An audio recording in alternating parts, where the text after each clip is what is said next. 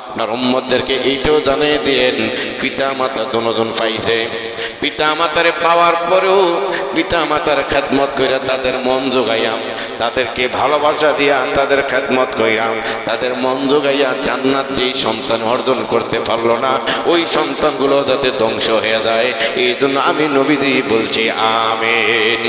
নবীজি এই দোয়াটা আমিন বলছে, গ্রান্টেড, কবুল 100%। পিতা মাতার সম্পর্কে নবীজি বলছেন ওমা জান্নাতুকা ওমা নারুকা, পিতা মাতা তোমার জান্নাত, পিতা মাতা তোমার জাহান্নাম। পিতা মাতাকে যদি সন্তুষ্ট করতে পারো আল্লাহ তোমার প্রতি সন্তুষ্টি। নবী আল্লাহু তাআলা ফি কালামিহিল মাজিদ ওয়াল ফুরকানিল হামিদ আউযু বিল্লাহি মিনাশ শাইতানির রাজীম বিসমিল্লাহির রহমানির রহিম ইয়া আইয়ুহাল্লাযীনা আমানু কুতিবা আলাইকুমুস সিয়ামু كما كتب على الذين من قبلكم لعلكم تتقون صدق الله المولانا العظيم وصدق رسوله النبي الكريم ونحن على ذلك من الشاهدين والشاكرين والحمد لله رب العالمين لا إله إلا الله لا إله إلا الله لا إله إلا الله لا إله إلا الله لا إله إلا الله لا إله إلا الله لا إله إلا الله لا إله إلا الله لا إله إلا الله لا إله إلا الله لا إله إلا الله لا إله إلا الله لا إله إلا الله لا إله إلا الله لا إله إلا الله لا إله إلا الله لا إله إلا الله لا إله إلا الله محمد رسول الله صلى الله عليه وسلم الحمد لله সম্মানিত সবার আগে আগন্তুক মুসলিমবৃন্দ আল্লাহ সুবহানাহু ওয়া তাআলার দরবারে শুকরিয়া আদায় করছি। শাবান মাসের শেষ জুমা আজ, আগামী জুমায় রমজানুল মুবারকে পড়ে যাবে, আর মাত্র সামনে একদিন বাকি। রব্বে করিম রমজানুল মুবারকের প্রস্তুতিমূলক জুমাতে সবার আগে বসার সুযোগ দান করেছেন, সবাই বলে আলহামদুলিল্লাহ। আমরা আজকে আলোচনা করব সূরাতুল বাকারার 183-84 নং আয়াত, যে আয়াত দ্বয়ের মধ্যে আল্লাহ সুবহানাহু ওয়া তাআলা রমজানের রোজাকে যে ফরজ করেছেন তার ঘোষণা, তৃপ্ত ঘোষণা করেছেন। সূরাতুল বাকারার 183, 84, 85, 86 নং আয়াতে রমজানের বিভিন্ন হুকুম আহকাম, রমজানে কোরআন নাজিল করেছেন, রমজানে রোজা ফরজ করেছেন, রমজানের রোজা কোন সময় রাখা যাবে না, না রাখলেও চলবে, সফর অবস্থায়, অসুস্থ অবস্থায়, এই বিধিবিধানগুলো এই কয়েকটা আয়াতের মধ্যে আল্লাহ পাক আলোচনা করেছেন। আমরা আজকে বলবো রমজানে 4টি আমল করবে, রাসূল বলছেন, তিরমিজি শরীফে আছে, রমজানে এই 4টি আমল বেশি বেশি করবে। রমজানের স্তর 3টি। রমজান সম্পর্কে লম্বা একটি হাদিস রাসূল মিম্বরে বর্ণনা করেছেন, এই 3টা বিষয় আলোচনা করবে আজকে। আল্লাহ পাক বলেন ইয়া আইয়ুহাল্লাযীনা আমানু কুতিবা আলাইকুমুস সিয়ামু কামা কুতিবা আলাল্লাযীনা মিন ক্বাবলিকুম লাআল্লাকুম তাত্তাকুন। ইমানদারগণ, তোমাদের উপর ফরজ করা হয়েছে রমজানুল মুবারককে, রোজাকে যেমনিভাবে ফরজ করা হয়েছিল তোমাদের পূর্ববর্তী নবী এবং তাদের উম্মতের উপর, যাতে করে তোমরা মুত্তাকি হয়ে যাও। মুত্তাকির একটা বৈশিষ্ট্য আল্লাহ সুবহানাহু ওয়া তাআলা সূরাতুল বাকারার শুরু দিয়ে বর্ণনা করেছেন। মুত্তাকি সম্পর্কে আল্লাহ সুবহানাহু ওয়া তাআলা কুরআনুল কারীমের লম্বা এক সূরার মধ্যে 10টি আলামত বর্ণনা করেছেন। মুত্তাকি সম্পর্কে আল্লাহ সুবহানাহু ওয়া তাআলা সূরাতুদ দাহরের মধ্যে বলেছেন, বিভিন্ন জায়গায় মুত্তাকি শব্দটা নিয়ে আল্লাহ বিভিন্ন রকম আলোচনা করেছেন। এই আয়াতের লাস্টে বলছেন লাআল্লাকুম তাত্তাকুন, যাতে করে তোমরা মুত্তাকি হয়ে যাও। আমরা এটা স্বাভাবিক জানি, প্রাইমারি স্কুলে যারা নিয়ে হয় 30 বছর 28 বছরের জন্য, এই 30 বছর পড়ানোর জন্য কমপক্ষে পিটিআই ট্রেনিং 1 বছর করা লাগে। যে ছাত্রদের সাথে কিভাবে রিলিভ করবে, কিভাবে পড়াবে, ছাত্রদেরকে মন মানসিকতা যোগাবে, কিভাবে তাদেরকে কিভাবে শিক্ষা দিলে ছাত্ররা নিতে পারবে, এই ট্রেনিং বাবদ 1 বছর ট্রেনিং নেয়। সেনাবাহিনীতে যারা চাকরি লয় এদেরকেও দেখবেন শীতকালে বিভিন্ন দেশ গ্রামের জঙ্গল এলাকায় নিয়ে ট্রেনিং দেওয়া হয়, গর্ত করায়, রাত্রে ফাঁকা হাউস করায়, মানে অনেক কষ্ট সাধনা ট্রেনিং দেয়।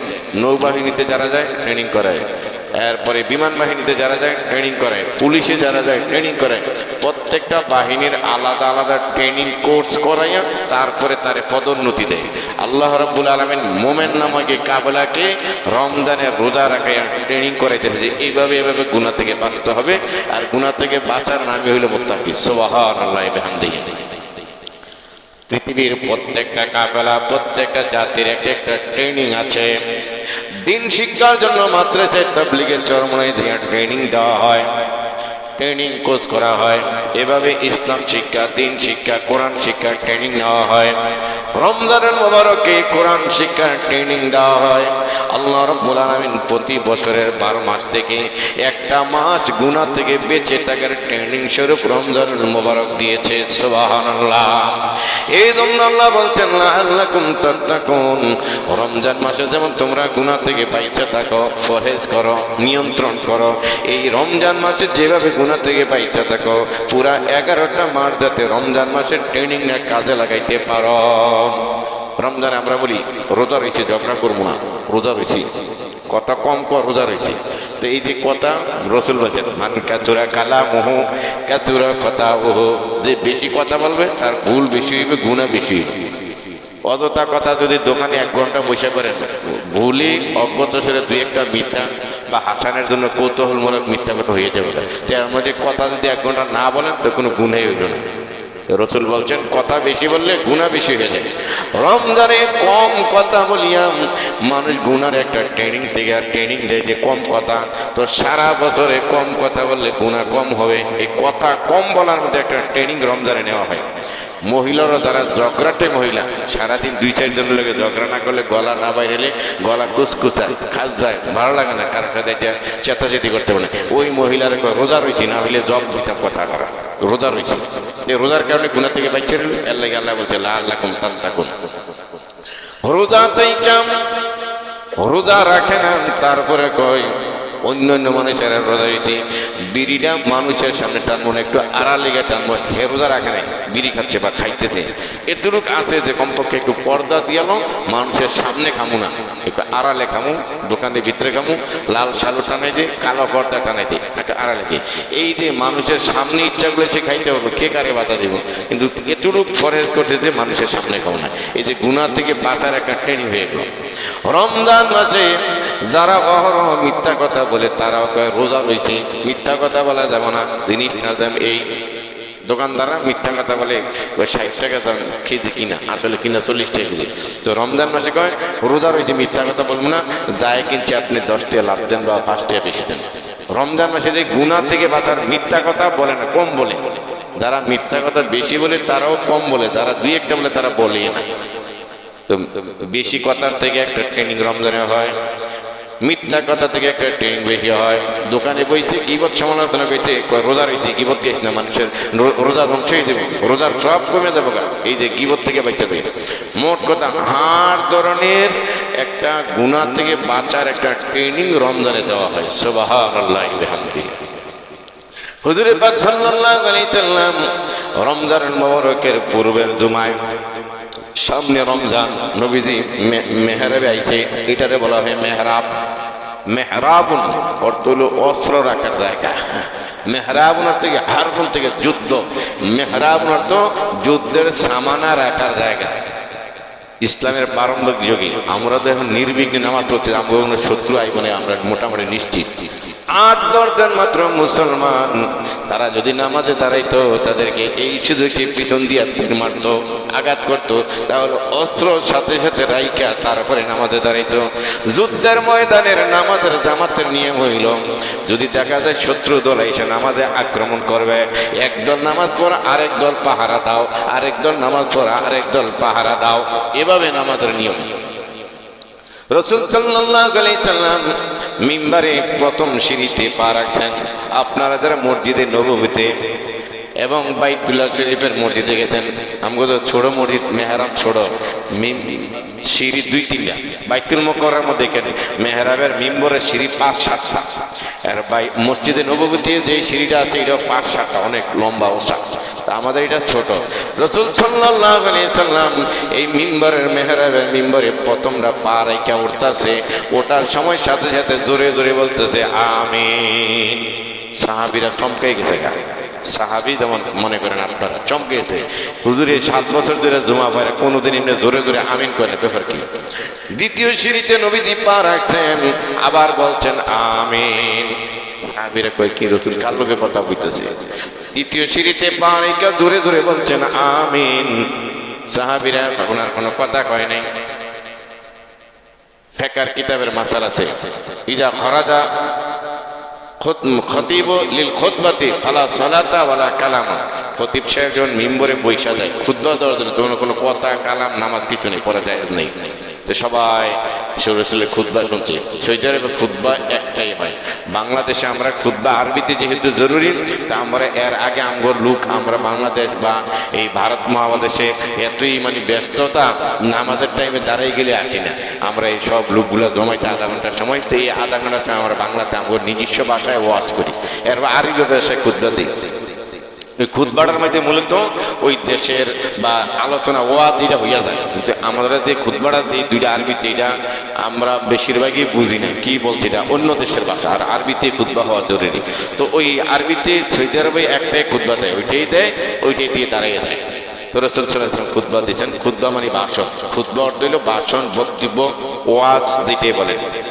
নবীজি নামাজের পরে সাহাবী কয়েকজন একটু সাহসী সাহাবী, রাসূলের লোকে যারা ফিরি, কেশিয়ার সাহেব, সেক্রেটারি সাহেব, সভাপতি সাহেব, ওই যে আমাদের খোকন ভাই, আরো কিছু লোক আগে এসে হুজুর এত বছর জুমা পড়ান, কোনোদিন এত ধরে ধরে আমিন কর না, আজকে খুতবা ওঠার সময় আমিন আমিন 3 বার করে, কারণ কার লোকে কথা বলেন।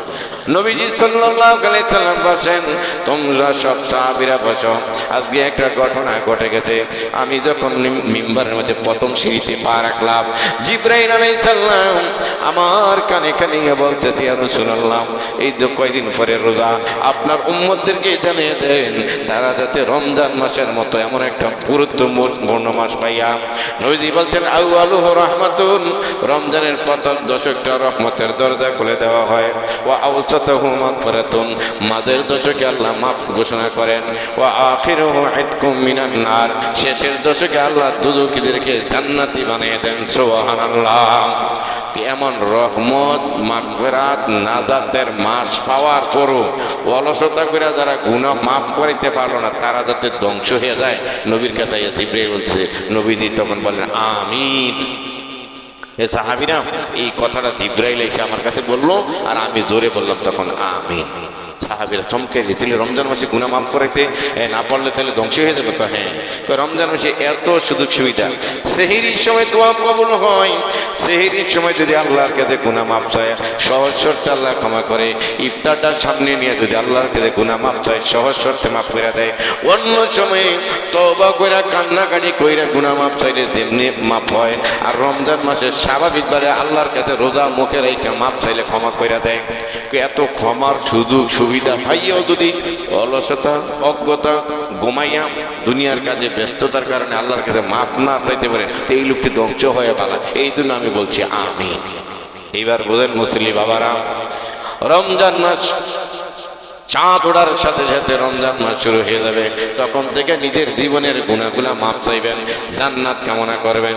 একটা আমলের ভিতরে আসতেছে, নবীজি বলছেন আমিন। সাহাবীরা সবাই বলে ইয়া রাসূলুল্লাহ, আমরা প্রতিজ্ঞাবদ্ধ হইলাম যে রমজান মাসে যে কোনো ভাবে আল্লাহর কাছে গুনাহগুলা মাফ চাইবই, আমরা চাইবো, বারবার চাইবো, গুনাহ ক্ষমা চাইবো।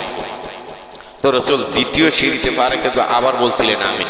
একবার আমিন বললেন কেন, এর মাহাত্ম্য আমরা বললাম। দ্বিতীয় সিঁড়িতে পারে আমিন বলছিলেন কেন? নবীজি সাল্লাল্লাহু আলাইহি সাল্লাম বলেন, সাহাবীরা দ্বিতীয় সিঁড়িতে যখন আমি পা রাখলাম, জিবরাইল আলাইহিস সালাম আবার বলতেন, রাসূল দাঁড়ান, আপনার উম্মতদেরকে এইটাও জানিয়ে দেন, পিতা মাতা দুজন পাইছে, পিতা মাতারে পাওয়ার পরেও পিতা মাতার খেদমত কইরা তাদের মন জোগাইয়া, তাদেরকে ভালোবাসা দিয়া তাদের খেদমত কইরা তাদের মন জোগাইয়া জান্নাত যেই সন্তান অর্জন করতে পারলো না, ওই সন্তানগুলো যাতে ধ্বংস হয়ে যায়, এই জন্য আমি নবীজি বলছি আমিন। নবীজি যে দোয়াটা আমিন বলছে, গ্রান্টেড, কবুল 100%। পিতা মাতার সম্পর্কে নবীজি বলছেন, ওমা জান্নাতুকা ওমা নারুকা, পিতা মাতায় তোমার জান্নাত, পিতা মাতা তোমার জাহান্নাম। পিতা মাতাকে যদি সন্তুষ্ট করতে পারো, আল্লাহ তোমার প্রতি সন্তুষ্টি। নবীজি বলেন, ক্বালা রাসূলুল্লাহ সাল্লাল্লাহু আলাইহি ওয়াসাল্লাম, মারদাতুল ওয়ালিদাইনি মারদাতুর রাব্বি ওয়া সাকাতুল ওয়ালিদাইনি সাকাতুর রাব্বি। যে সন্তানের প্রতি পিতা মাতা রাধে সন্তুষ্ট, ওই সন্তানের প্রতি আল্লাহ রাধে সন্তুষ্ট। আর যেই সন্তানের প্রতি পিতা মাতা বেজার গোসা, ওই সন্তানের প্রতি আল্লাহ বেজার গোসা। নবীজি আরো বলছেন, আল জান্নাতু তাহতা আকদামিল উম্মাহাত, মায়ের পায়ের নিচে তোমার জান্নাত, সন্তানের জান্নাত। নবীজি সাল্লাল্লাহু আলাইহি সাল্লাম মসজিদে নববীতে বসে দুধমা হালিমা রাদিয়াল্লাহু তাআলা আনহার মর্যাদা নিজের গায়ের চাদর বিছাইয়া দিয়া দিছে। কালো মহিলা, বুড়ি মহিলা, দেখাই শোনাই ভালো না, পর্দার আয়াত তখনও নাযিল হয় না।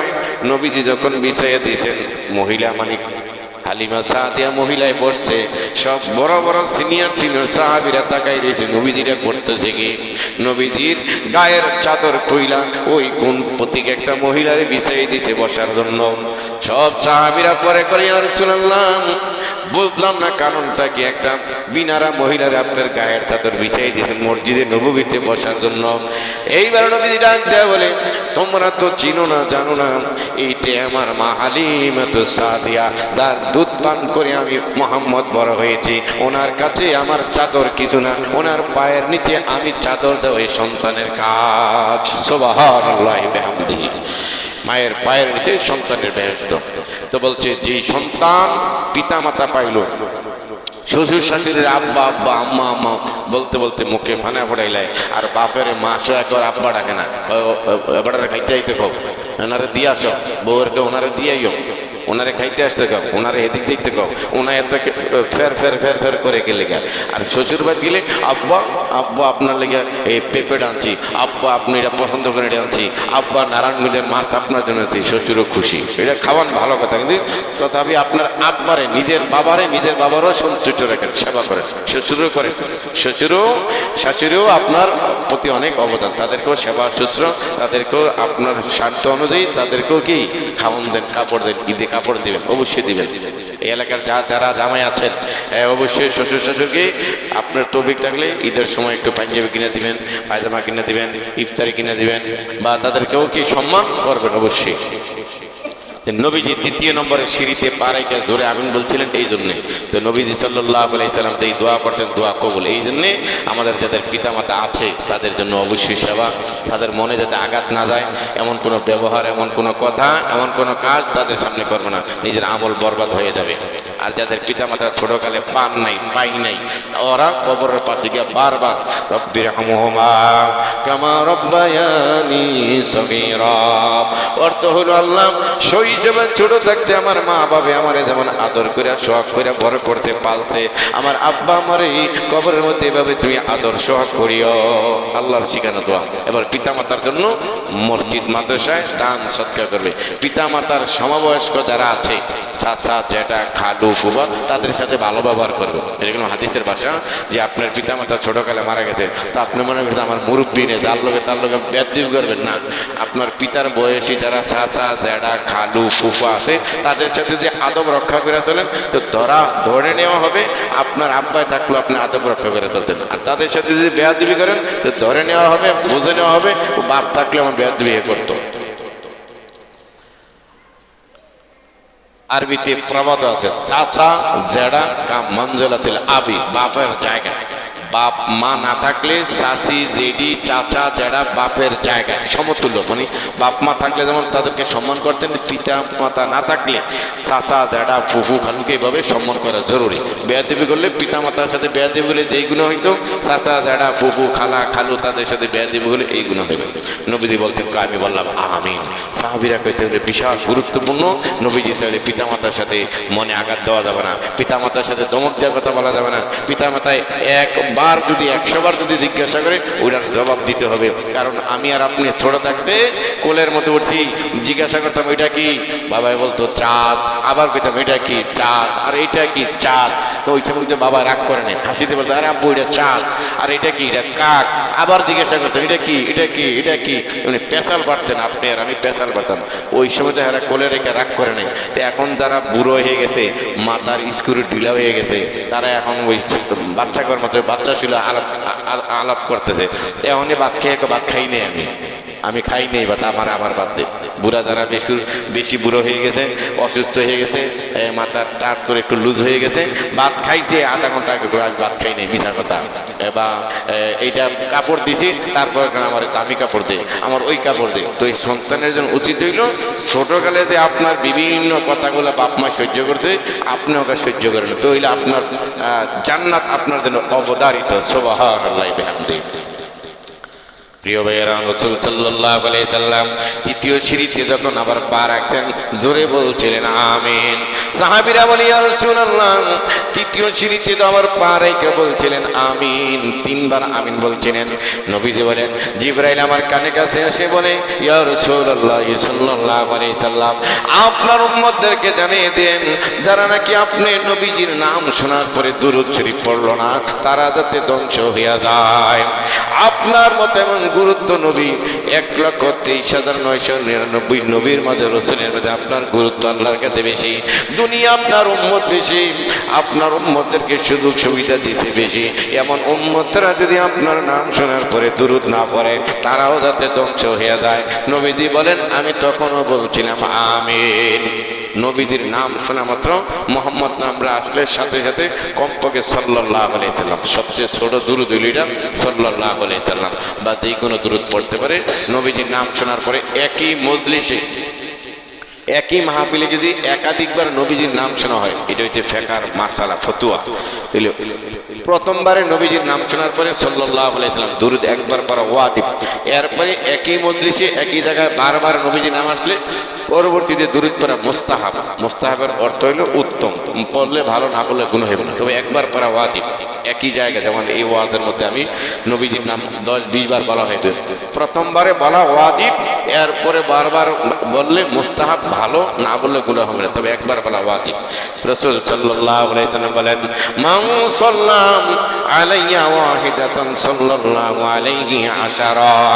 কোন ব্যক্তি যদি আমি নবীর উপর একবার দুরূদ পড়ে, তার উপর আল্লাহ 10টা রহমত নাজিল করে। সুবহানাল্লাহ। বেশি বেশি দুরূদ শরীফ পড়া। বিশেষ করে আজকে শুক্রবারের দিনের একটা আমল আছে, যেই ব্যক্তি প্রত্যহ শুক্রবার দিন, এই আমলটা অনেক মুরব্বী বাবাজির আছে, আমার ছাত্রকাল থেকে আছে, মাঝে মাঝে খেয়ালে বলে সুইটা যায়। প্রত্যেক শুক্রবারে আসর নামাজের পরে, আসর নামাজের সালাম ফিরানের পরে, কথাবার্তা দুনিয়ার কাজ না কইরা ওই সালাম ফিরানের পরে ওই বৈঠকে এই দুরূদরা যে ব্যক্তি 80 বার পড়বে, তার 80 বছরের সগীরা গুনাহ আল্লাহ মাফ করে দেন। সুবহানাল্লাহি বিহামদিহি। اللهم صل على محمد النبي الأمي وعلى آله وسلم تسليما। দুরূদের মুখস্থ করে নেবেন। অনেকের আমলটা আছে, বারাকাল্লাহ, হাইয়াকাল্লাহ, জাযাকাল্লাহ। যাদের নাই শুক্রবারে সপ্তাহে একদিন আসর নামাজের পরে এই দুরুদরা 80 বার পড়বেন। সাহাবীরা জিজ্ঞাসা করতেন, ইয়া রাসূলুল্লাহ, যার 80 বছর হয়নি তার 80 বছরের গুনাহ কিভাবে মাফ করবে? 80 বছরের যে সওয়াব হইবে এই সওয়াব তার আমলনামায় দিয়ে দিবে। সুবহানাল্লাহি বিহি। আল্লাহুম্মা সাল্লি আলা মুহাম্মাদিন নবিল উম্মি ওয়া আলা আলিহি ওয়া সাল্লিম তাসলিমা। এই দুরুদরা 80 বার পড়বেন। তাহলে রাসূল সাল্লাল্লাহু আলাইহি ওয়াসাল্লাম মিম্বর ওঠার সময় এই 3 বার আমিন বলার মাহাত্ম্য আমরা জানলাম। রব্বে কারীম পিতামাতাকে সম্মান দিয়ে, পিতামাতার সাথে ভালো ব্যবহার করে, তাদের কথার সাথে প্রতি উত্তর করে তাদের মনে আঘাত দেওয়া থেকে আমরা যারা সন্তান আছি আমাদেরকে সেই তৌফিক দান করুক। সবাই বলি আমিন।